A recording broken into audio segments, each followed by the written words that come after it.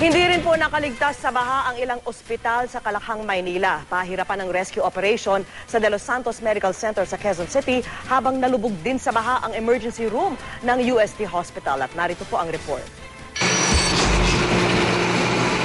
Sa pag-apaw ng krisis sa barangay Damayang Lagi sa Quezon City, naperwisyo pati mga pasyente at kawani ng De Los Santos Medical Center sa E. Rodriguez Avenue. Sa tubig, yung ganun, kasi nagkakaagawan na rin sila sa tubig tsaka pagkain. Sinubukan natin, kaya lang sobrang lakas ng current nanggagaling dito sa creek from Araneta Avenue kasi meron isang pader na nabasag So yung lakas ng current nagka-cut across dito sa E-Rod.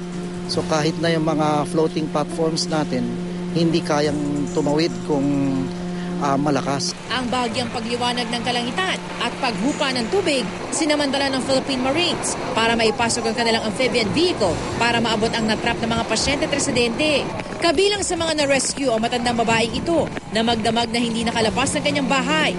Ang pasyenteng ito naman, inilabas sa De Los Santos para ilipat sa ibang ospital. Mahirap naman, walang tubig doon, walang kuryente, may current pero konti lang. We do not know when that will last. Baka today, this morning, mawawala na. Pero nang muling bumuhos ang ulan at umapaw ang San Juan River, nagkolaps ang pader ng ospital at pinasok ng tubig ang morgue nito. Mabuti na lang at kahapon pa naialis sa mga natirang bangkay rito. Dito kasi hindi nag-i-stock ng patay, mga 2 hours, 4 hours kinukuha. Sa parking lot naman ng ospital, isang revong animoy laruan lang na ibinangga ng rumaragas ang tubig sa isang nakaparadang Montero. Pero hindi na ito pinoblema ng may-ari ng Montero na nasa ospital raw para sa nanganak niyang misis.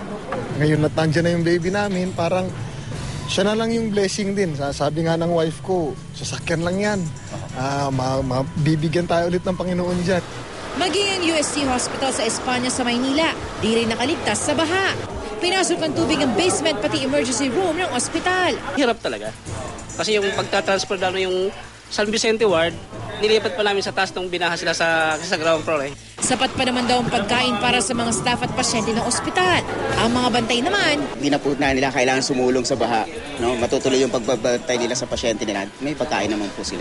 Pero ang ground floor ng UERM Memorial Medical Center, kung saan matatagpuan ang emergency room, admitting section at kantinang ospital, nagmistula ng lawas sa baha.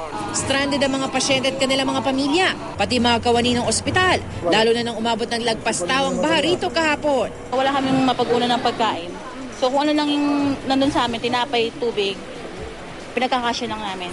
Para sa saksi, Salima Refran, nag-uulat.